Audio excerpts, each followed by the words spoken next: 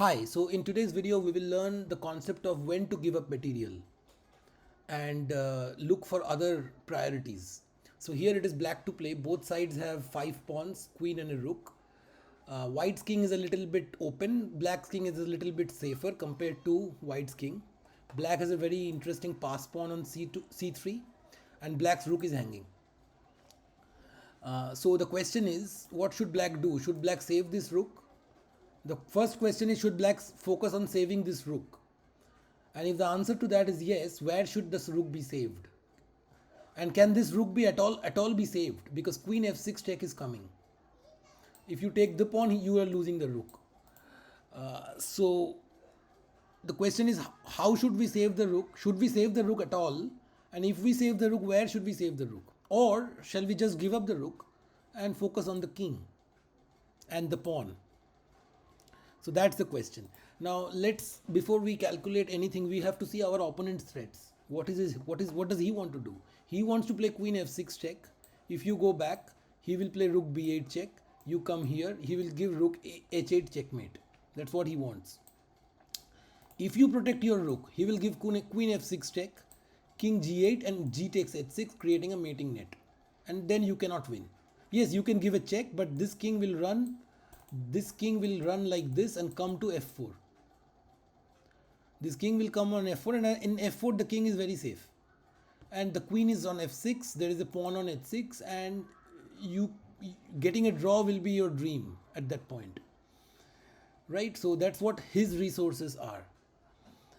So now we cannot play a slow move like rook d7. And the problem with black's position is that this rook is completely out of the game. This is a liability. If you play rook d7, queen f6 check, king h7 and rook b8, then you will start giving checks: queen d1, king g2, queen e2, king h3, queen f3, king g4, and then your queen is on f1. This is there one more check you can give: h5 and king f4. And now what? His rook is on b8, your rook is on d7, and you can give one more check, queen c4, but then he will play e4, and that's it. You have no more checks. You can play c2, but he will mate you. And if you take the pawn, he will not take the pawn, he will mate you. So once this king lands on f4 and g4, this king is very, very safe. Right? So now our thinking should be, let's not focus on this rook. Let's ensure this king can never come to f4. And let's see if we can mate with this queen, this pawn on h5, and we can create threats with c2. That should be our way of thinking, because we cannot anyway save this rook. We cannot anyway save this rook, and saving this rook, we will even lose the game. Rook a8, queen f6, king g8, g takes h6. Right? So it's not clear what we cannot save this rook. Okay, just forget that. Just give that rook up. Just give it up. Let's focus on this king. So now our thinking should be how to get this king trapped. So queen d1. If king d2, king f2, then queen d2. King f1 or g1 doesn't matter. We have c2. Take my rook. And if you give queen f6, take king h7. And my pawn is on c2. There is no rook b8 because c1 is checkmate. Right? So after queen d1, he has to go to king g2 and run like this. Right? So queen d1, king g2, queen e2, king h3, queen f1, king g4. King is on g4, queen is on f1. h5, king f4. Our rook is hanging. There is queen f6 coming. Now after queen f1, h5, we don't have time to come to h3, because queen f6, he will not take your rook. So after king is on f4, queen h3, threatening queen f5 checkmate, he will first play this queen f6 check, and then king h7, only move. You can't go back because rook b8. and then after king h7 he will play rook b8. You are forced to play queen f5. He will take the queen, you will take the queen, and he will take the pawn c2, and now rook c8 holds this. Rook c8, and his king is very active on f5. Your pawn structure is broken, and I don't see and you cannot queen because this rook is on c8. His rook is now active, and your rook can take this pawn, but it's most likely it will lead to a draw or maybe something else. There is no concrete win. So our problem here is that the king is coming on f4. That is the problem. So now we will see how we can stop this king from, can we stop this king from coming to f4? That's how we will calculate. Now our motive of our calculation should be to stop this king from coming on f4. Just give up this rook and try to checkmate the king or create threats with c2, c1, queen. Right? So now our calculation will be on that direction. So queen d1, king f2 is not possible because c2. So king g2, queen e2. Again, king g1 is not possible because of c2, so he will run.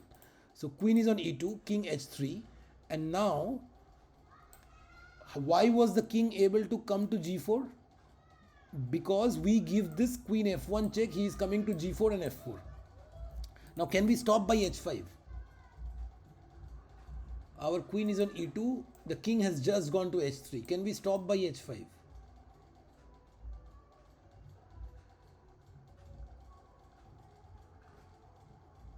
We can't, because if we play h5 he will not take the rook, he will play queen f6 check, and then again king h7, rook b8, threatening mate, and then you have to settle for a perpetual by your queen is on e2, his king is on h3, and you have played h5. You will play queen f1, he will play king h2, and c2 is one move short because he is mating, right? So when the king is on h3 and queen is on e2, the h5 move is one move short, one tempi short, right? So what do we do now? So the only way to cut off this king from coming here is to take this pawn. Just take this pawn. If we take queen takes f3, and if he gives the check, we will exchange the queens, and we can hope to. We have a pawn on c2. The queens are gone. Our king is on f6. We have 4 pawns. He has 4 isolated. He has 3 pawns. We are a pawn up, and all these pawns are isolated. We can convert that. So let's imagine queen is on e2, king is on h3. We take queen f3. We just give up the rook. Now he doesn't have to take the rook. He can give queen f6 check. We take the queen. He takes it. We take it. And now this pawn is gone. This is gone. So he has 1, 2, 3 pawns. We have 1, 2, 3, 4, 5 pawns. And I think it should be able to, you should be able to convert with rook c7 and other c2 and other threats. So when queen is on f3, then queen f6 is good for us. Now what if he takes the rook? So now we calculate what happens after they take the rook. So after they take the rook, the king is on h3, the queen is on f3. So we give queen h5 check, king g4, h5 check, king f4, queen h4 check. No, not queen h4, then he will come to f3. So we give queen f1 check. And if he goes to e4, we are coming on f5 with a check.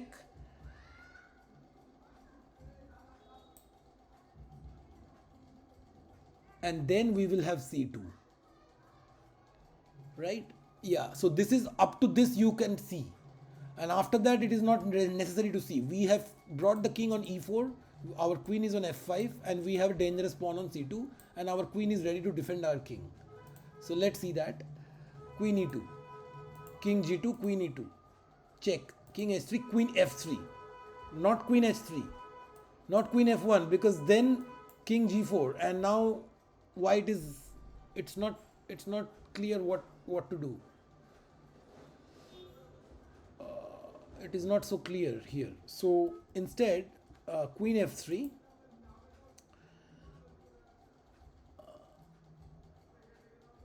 queen f3. Now if he plays this, then we play this. Now this is, black is much better. So we don't have to worry about this. What happens after they take it? Now what did we saw? Queen h1, king g4, h5, king f4, queen f1. Now what? Oh, the king cannot come to f4, e4, because our pawn guards it. So he has to go to e5, and now queen f5. Queen f5. Right. Up to this we had seen. Now we had not calculated any further. It's not practical to calculate that far. This is the position that you have to see as your initial calculation, and your thinking should be: I have given up my rook, but his king is in the center, and I have the pawn on c2, and I have to make out something. So now he is in check. Can he go to e5? Can he go to d4? If king d4, then I have c2, and how will you stop queening? You can't. King d4, c2. Now queen e4 check is coming. If he stops it like this, then this is queen e4 check, king c5, and now this is queening. Right. So he will not go to d4. He will go to e5. And now notice this. This pawn holds this square. If we move this pawn to c2, this pawn cannot be stopped. So all we need to do is exchange the queens and move c2. That's all we need to do. Don't even calculate how to mate the king. If you can mate, fine, but it's unlikely. He has two defenders. Unlikely. So now you just focus your calculation on exchange the queens and push c2, and you are winning. Completely winning. This rook cannot stop this pawn. So queen e6. If he plays king c5, this forces a queen trade. And if he doesn't play king c5, he plays king c7, then queen e7, queen b6, and we trade the queens. And now this, and black is completely winning. So we did not calculate till the very end. We divided our calculation into stages. First stage is, can we save this rook? And we figured that it is practically not a good idea trying to save this rook, because he will give a check, rook b8, g takes h6, all these things will come.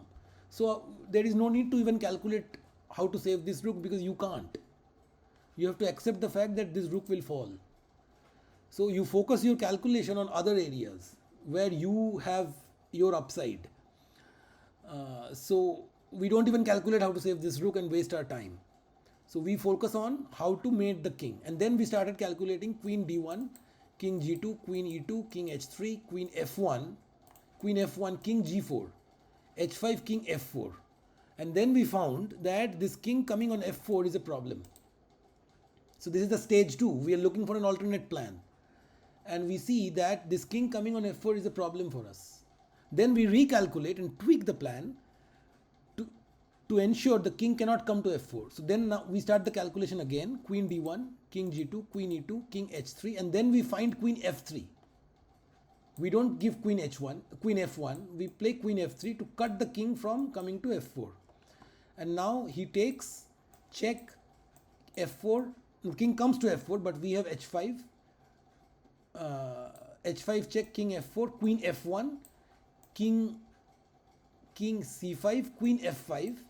Now if king d4, then we have c2, and if king e5, then we have queen e6, and then if king c5, queen e3 check, exchanges queens, and if king c7, queen e7 exchanges queens, and then we push c2 and we win. So we saw our queen coming on f5, and that's it. And then we figured out a way to get counterplay with c2 or exchange queens or do something. Right? Yeah. So you have to break up your calculation in stages, and then try to figure out a concrete variation.